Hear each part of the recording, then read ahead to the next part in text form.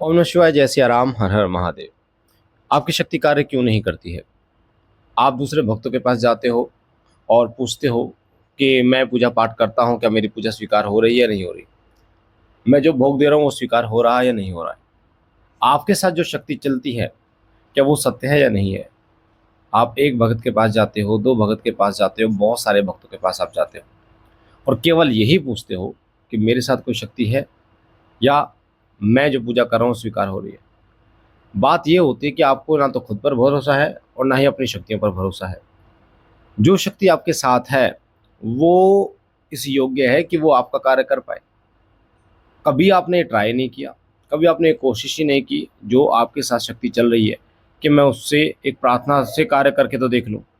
कभी आपने ये कोशिश ही नहीं की कि जो मेरी पूजा पाठ है उसको मैं एक बार प्रयोग करके देख लूं कि वो पूजा पाठ सही दिशा में है नहीं है। कभी आपने कोशिश ही नहीं की जो शक्ति आपके साथ चलती है उससे किसी को आराम भी हो सकता है कि नहीं हो सकता है। कभी आपने उस शक्ति को आजमाया नहीं, कभी आपने उस शक्ति से कोई कार्य लिया नहीं और आप ये सोच कर बैठे हो कि मेरे साथ जो शक्ति है वो चल भी रही है नहीं, असमंजस में हो आप। तो ऐसे जो लोग हैं, ऐसे लोग जिनके पास पैसा तो है पर वो फिर भी भूखे हैं। पैसा है खाना खाने के लिए पर फिर भी भूखे हैं क्योंकि उनको ऐसा लगता है कि वो पैसे घर भूल के आ गए। तो जो लोग पूजा पाठी हैं उनके साथ शक्तियाँ तो चलती हैं पर उनको ऐसा लगता है कि शक्तियाँ उनके साथ चल भी रही हैं नहीं चल रही, पूर्ण रूप से चल रही है नहीं चल रही। आपको एक बात बता दूं, जो भी शक्तियाँ आपके साथ चलती हैं वो आपके एक आदेश पे कार्य करती हैं। हालांकि ये बात आपको समझनी पड़ेगी कि देवता को हम आदेश नहीं देते, पर हाँ जो शक्तियाँ होती हैं, जो दूत होते हैं, जो वीर होते हैं, क्योंकि जो उनकी तरंग मिलती है और वो जब आप उसको सिद्ध करते हैं या पूजा पाठ करते रहते तो करते करते वो शक्ति आपके साथ साथ चलती है और वो आपके आदेश का वेट कर रही होती है।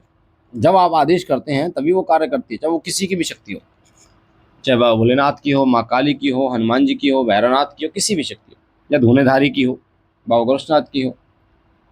आपके साथ शक्तियाँ चलती हैं। आप कई चौकियों पर जाते हो तो कई लोग जब पूछा देखते हैं तो वो भी आपको बताते हैं कि प्रबल रूप से शक्तियाँ चल रही हैं। पर बात क्या है, आपने सीखा ही नहीं है कि जो शक्तियाँ चल रही हैं उनसे कैसे कार्य लें, उनसे कैसे आगे बढ़े, कैसे दरबार या चौकी लगाएं और कैसे किसी को आराम दें। तो सबसे इम्पोर्टेंट बात होती है कि बेटा आप उनका प्रयोग करना नहीं जानते। शक्तियाँ आपके पास 100% चल रही, जो भक्ति करेगा, पूजा पाठ करेगा, भोग देगा, हवन करेगा, जप करेगा, उसके साथ शक्ति अवश्य चलेगी। या जो दरबार जाएगा, चाहे वो श्री सिद्ध विश्व शक्ति धाम आए, चाहे वो मेहंदीपुर दरबार आए, चाहे वो बाबा त्रिलोक भारती जी के दरबार आए, चाहे वो माँ काली के दरबार जाए, चाहे वो भैरव बाबा के दरबार जाए, किसी भी सिद्धपीठ दरबार जाएगा, ये बात तय है उसके साथ शक्तियाँ चलेंगी अगर वो दरबार जाता रहेगा तो। क्योंकि उस धाम से शक्तियाँ आपके साथ आनी शुरू हो जाती है। जैसे मेहंदीपुर है, वहाँ से दूत आने शुरू हो जाते हैं आपके साथ में, आप कंटिन्यू जाना शुरू कर देते हैं, महीने 2 महीने में जाना शुरू कर देते हैं। जैसे सिद्ध विश्व धाम आना शुरू कर देते हैं तो यहाँ से भी दूत आपको आपके साथ लग जाते हैं आपकी मदद के लिए। पर बात ये होती है कि क्या आप कंटिन्यू वहाँ पर जा रहे हैं या नहीं जा रहे हैं, और जो शक्ति आपके साथ चल रही है उसका प्रयोग आप कैसे करें। देखो शक्ति का प्रयोग, इसके ऊपर मैंने वीडियो बना रखी है बेटा कि कैसे शक्ति का प्रयोग करना है। आप जल के माध्यम से जल अभिमंत्रित करके उसका प्रयोग कर सकते हैं, बताशे को अभिमंत्रित करके उसका प्रयोग कर सकते हैं, और लौंग को अभिमंत्रित करके उसका प्रयोग कर सकते हैं, और उनको शक्तियों को आदेश कर सकते हैं। जो भी कार्य आपको करवाना है, जो भी कार्य आपको लेना है, किसी को कोई परेशानी है, किसी को सर दर्द हो रहा है, किसी को नेगेटिविटी दिक्कत है, तो आप उनसे बोलकर कार्य ले सकते हैं, आदेश देकर कार्य ले सकते हैं। ये मैंने बहुत डिटेल में इसके ऊपर वीडियो बना रखी है। तो तरंग आपके साथ चल रही है, बट उस तरंग को अगर आप कार्य नहीं लेंगे तो वो निष्क्रिय होती चली जाएगी। निष्क्रिय का मतलब समझ रहे हो?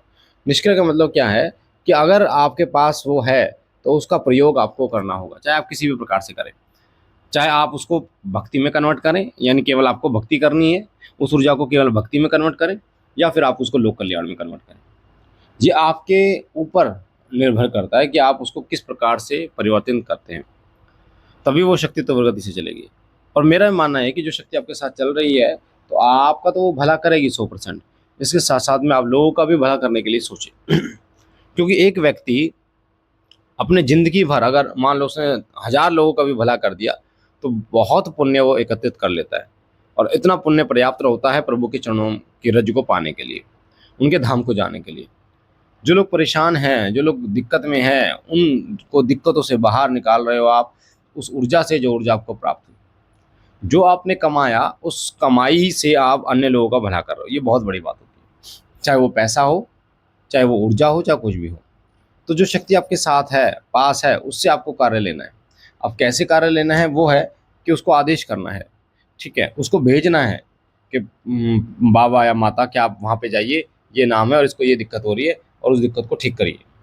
ऐसे नहीं वो शक्ति वापस नहीं आएगी, वो अपना कार्य करके वापस आएगी तुरंत। और ऐसा भी नहीं है, देखो एक वाल्मीकि समाज में या अन्य कई समाज हैं जिनमें होता ही है कि अगर आप कार्य करवाते हो किसी शक्ति से तो आपको कुछ एक स्पेशल भोग उनको देना पड़ता है।